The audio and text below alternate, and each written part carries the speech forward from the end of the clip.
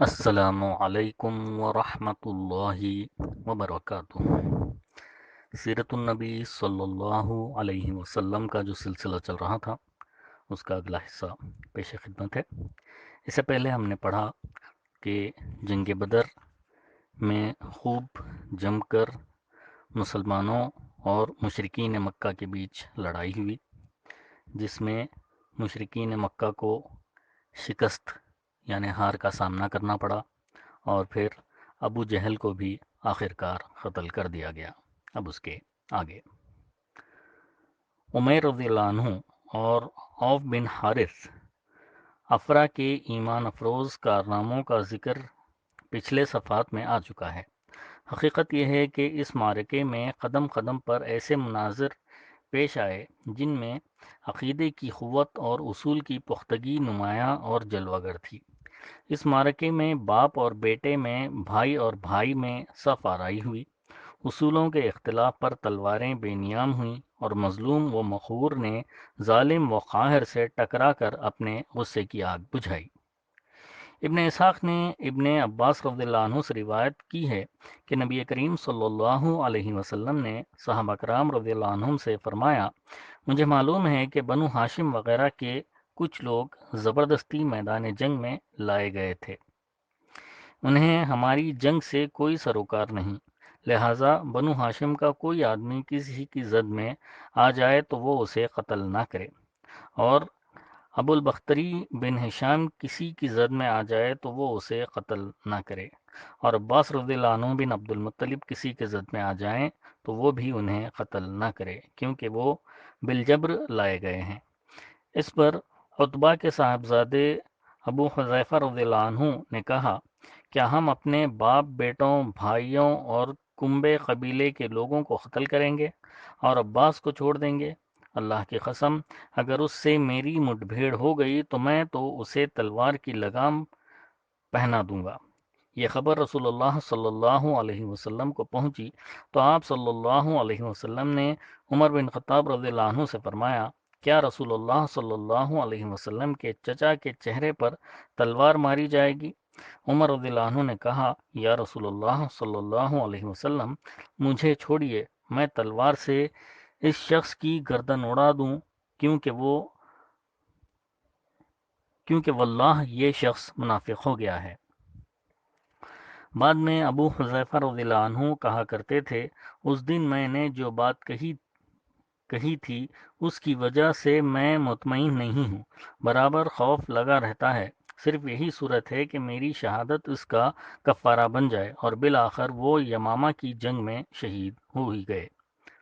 ابو البختری کو قتل کرنے سے اس لیے منع کیا گیا تھا کہ مکہ میں یہ شخص سب سے زیادہ رسول اللہ صلی اللہ علیہ وسلم کی ایذا رسانی سے اپنا ہاتھ روکے ہوئے تھا۔ آپ صلی اللہ علیہ وسلم کو کسی قسم کی تکلیف نہ پہنچاتا تھا، اور نہ اس کی طرف سے کوئی ناگوار بات سننے میں آئی تھی، اور یہ ان لوگوں میں سے تھا جنہوں نے بنی ہاشم اور بنی مطلب کے بائیکاٹ کا صحیفہ چاک کیا تھا۔ لیکن ان سب کے باوجود ابو البختری قتل کر دیا گیا۔ ہوا یہ کہ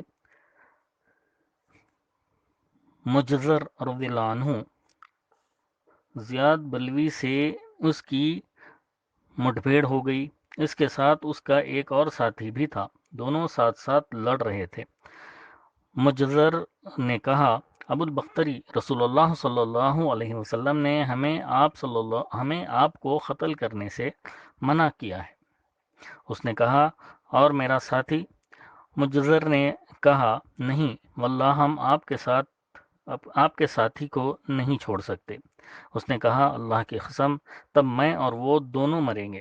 اس کے بعد دونوں نے لڑائی شروع کر دی۔ مجزر رضی اللہ عنہ نے مجبوراً اسے بھی قتل کر دیا۔ مکے کے اندر جاہلیت کے زمانے سے عبد الرحمن بن عوف رضی اللہ عنہ اور امیہ بن خلف میں باہم دوستی تھی۔ جنگ بدر کے روز امیہ اپنے لڑکے علی کا ہاتھ پکڑے کھڑا تھا کہ اتنے میں ادھر سے عبد الرحمن بن عوف رضی اللہ عنہ کا گزر ہوا۔ وہ دشمن سے کچھ زرہیں چھین کر لادے لیے جا رہے تھے۔ امیہ نے انہیں دیکھ کر کہا، کیا تمہیں میری ضرورت ہے؟ میں تمہاری ان زرہوں سے بہتر ہوں۔ آج جیسا منظر تو آج جیسا منظر تو میں نے دیکھا ہی نہیں، کیا تمہیں دودھ کی حاجت نہیں؟ مطلب یہ تھا کہ جو مجھے قید کرے گا میں اسے فدیے میں خوب دودھ دودھیل اونٹنیاں دوں گا، یعنی دودھ والی اونٹنیاں دوں گا۔ یہ سن کر عبد الرحمن بن عوف رضی اللہ عنہ نے زرہیں پھینک دیں اور دونوں کو گرفتار کر کے آگے بڑھے۔ عبد الرحمن بن عوف رضی اللہ عنہ کہتے ہیں کہ میں امیہ اور اس کے بیٹے کے درمیان چل رہا تھا کہ امیہ نے پوچھا، آپ لوگوں میں وہ کون سا آدمی تھا جو اپنے سینے پر شترمرغ کا پر لگائے ہوئے تھا؟ میں نے کہا وہ حمزہ رضی اللہ عنہ بن عبد المطلب تھے۔ امیہ نے کہا یہی شخص ہے جس نے ہمارے اندر تباہی مچا رکھی تھی۔ عبد الرحمن بن عوف رضی اللہ عنہ کہتے ہیں کہ واللہ میں ان دونوں کو لیے جا رہا تھا کہ اچانک بلال رضی اللہ عنہ نے امیہ کو میرے ساتھ دیکھ لیا۔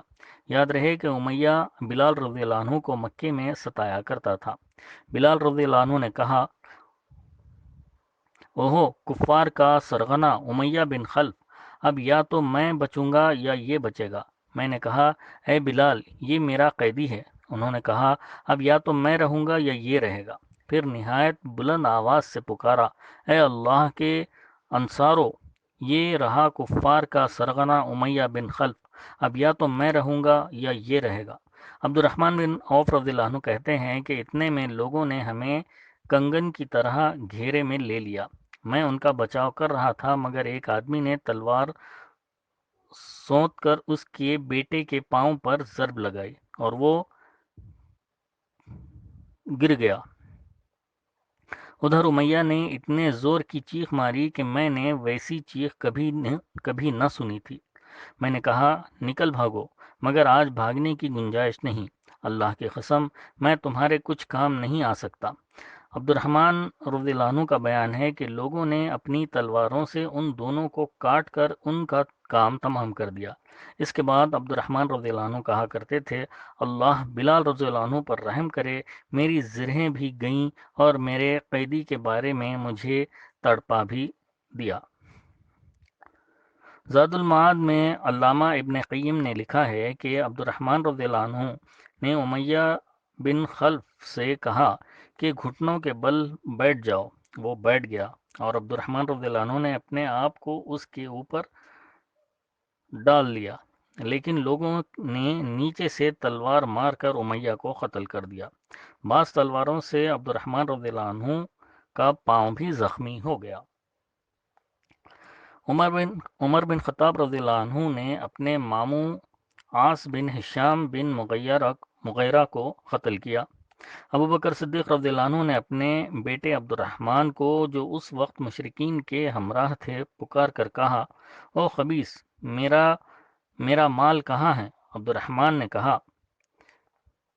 ہتھیار، تیزرو گھوڑے اور اس تلوار کے سوا کچھ باقی نہیں جو بڑھاپے کی گمراہی کا خاتمہ کرتی ہے۔ جس وقت مسلمانوں نے مشرکین کی گرفتاری شروع کی، رسول اللہ صلی اللہ علیہ وسلم چپر میں تشریف فرما تھے اور سعد بن معاذ رضی اللہ عنہ تلوار حمائل کیے دروازے پر پہرا دے رہے تھے۔ رسول اللہ صلی اللہ علیہ وسلم نے دیکھا کہ سعد رضی اللہ عنہ کے چہرے پر لوگوں کی اس حرکت کا ناگوار اثر پڑ رہا ہے۔ آپ صلی اللہ علیہ وسلم نے فرمایا، اے سعد، ایسا محسوس ہوتا ہے کہ تم کو مسلمانوں کا یہ کام ناگوار ہے۔ انہوں نے کہا، جی ہاں، اللہ کی قسم، اے اللہ کے رسول صلی اللہ علیہ وسلم، یہ اہل شرک کے ساتھ پہلا معرکہ ہے جس کا موقع اللہ تعالیٰ نے ہمیں فراہم کیا ہے۔ اس لیے اہل شرک کو باقی چھوڑنے کے بجائے مجھے یہ بات زیادہ پسند ہے کہ انہیں خوب قتل کیا جائے اور اچھی طرح کچل دیا جائے۔ اس جنگ میں عکاشہ بن محسن اسدی رضی اللہ عنہ کی تلوار ٹوٹ گئی۔ وہ رسول اللہ صلی اللہ علیہ وسلم کی خدمت میں حاضر ہوئے۔ آپ صلی اللہ علیہ وسلم نے انہیں لکڑی کا ایک پھٹا تھما دیا اور فرمایا، عکاشہ، اسی سے لڑائی کرو۔ عکاشہ رضی اللہ عنہ نے اسے رسول اللہ صلی اللہ علیہ وسلم سے لے کر ہلایا تو وہ ایک لمبی مضبوط اور چم چم کرتی ہوئی سفید تلوار میں تبدیل ہو گئی۔ پھر انہوں نے اسی سے لڑائی کی یہاں تک کہ اللہ تعالیٰ نے مسلمانوں کو فتح نصیب فرمائی۔ اس تلوار کا نام عون یعنی مدد رکھا گیا تھا۔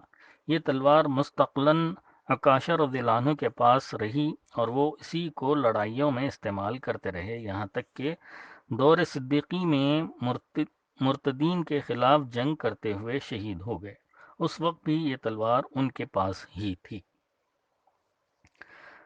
خاتمہ جنگ کے بعد مصعب بن عمیر رضی اللہ عنہ اپنے بھائی ابو عزیز بن عمیر عبدری کے پاس سے گزرے۔ ابو عزیز نے مسلمانوں کے خلاف جنگ لڑی تھی اور اس وقت ایک انصاری صحابی اس کا ہاتھ باندھ رہے تھے۔ مصعب رضی اللہ عنہ نے اس انصاری سے کہا، اس شخص کے ذریعے اپنے ہاتھ مضبوط کرنا، اس کی ماں بڑی مالدار ہے، وہ غالباً تمہیں اچھا فدیہ دے گی۔ اس پر ابو عزیز نے اپنے بھائی مصعب رضی اللہ عنہ سے کہا، کیا میرے بارے میں تمہاری یہی وصیت ہے؟ مصعب رضی اللہ عنہ نے فرمایا، ہاں، تمہارے بجائے یہ انصاری میرا بھائی ہے۔ جب مشرکین کی لاشوں کو کنویں میں ڈالنے کا حکم دیا گیا اور عتبہ بن ربیعہ کو کنویں کی طرف گھسیٹ کر لے جانے لگا تو رسول اللہ صلی اللہ علیہ وسلم نے اس کے صاحبزادے ابو حذیفہ رضی اللہ عنہ کے چہرے پر نظر ڈالی، دیکھا تو غم زدہ تھے، چہرہ بدلا ہوا تھا۔ آپ صلی اللہ علیہ وسلم نے فرمایا، ابو حذیفہ، غالباً اپنے والد کے سلسلے میں تمہارے دل کے اندر کچھ احساسات ہیں۔ انہوں نے کہا، نہیں واللہ یا رسول اللہ صلی اللہ علیہ وسلم، میرے اندر اپنے باپ کے بارے میں اور ان کے قتل کے بارے میں ذرا بھی لرزش نہیں، البتہ میں اپنے باپ کے متعلق جانتا تھا کہ اس میں سوجھ بوجھ ہے، دور اندیشی اور فضل و کمال ہے، اس لیے میں آس لگائے بیٹھا تھا کہ یہ خوبیاں انہیں اسلام تک پہنچا دیں گی، لیکن اب ان کا انجام دیکھ کر اور اپنی توقع کے خلاف کفر پر ان کا خاتمہ دیکھ کر مجھے افسوس ہے۔ اس پر رسول اللہ صلی اللہ علیہ وسلم نے ابو حذیفہ رضی اللہ عنہ کے حق میں دعائے خیر فرمائی اور ان سے بھلی بات کہی۔ انشاءاللہ تعالی اس کے بعد اگلی نشست میں بیان کیا جائے گا۔